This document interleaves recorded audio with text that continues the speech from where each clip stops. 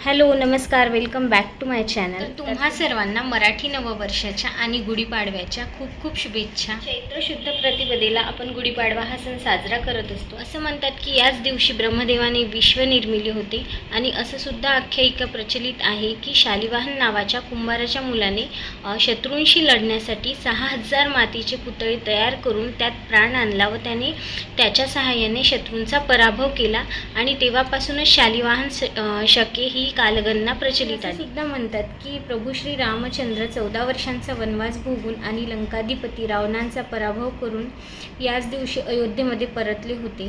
तर लोकांनी जल्लोष म्हणून घरोघरी गुढ्या उभारल्या आणि गुढीपाडवा सण साजरा केला होता। दिवशी पार्वतीच्या शक्ती रूपाची पूजा केली जाते, म्हणजेच चैत्र नवरात्रास सुरुवात होते। असे हे नवीन वर्ष आम्हा सर्वांना सुख समृद्धीचे व समाधानाचे जावो हीच प्रार्थना करूया व नवीन वर्षाला सुरुवात करूया। या व्हिडिओमध्ये मी गुढीपाडवा कसा साजरा केला हे तुमच्याशी शेअर करणार आहे। सो व्हिडिओ शेवटपर्यंत नक्की बघा, आवडल्यास लाईक करा आणि माझ्या चॅनलला सबस्क्राईब करायला विसरू नका। आज गुढीपाडवा होता म्हणून मी दारासमोर फुलांची रांगोळी काढून घेतली।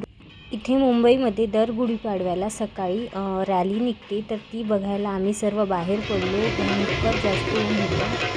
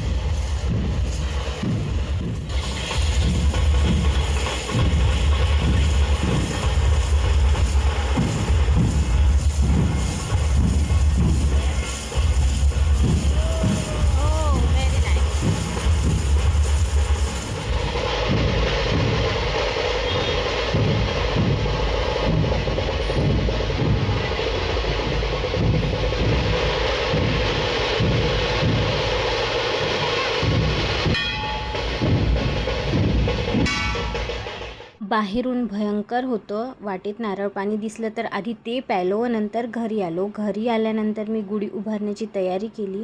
त्यानंतर गुढी उभारली व नंतर स्वयंपाकाच्या तयारीला लागले। सर्व स्वयंपाक रेडी झाल्यावर मी नैवेद्याचं ताट काढलं आणि गुढीची पूजा करून घेतली।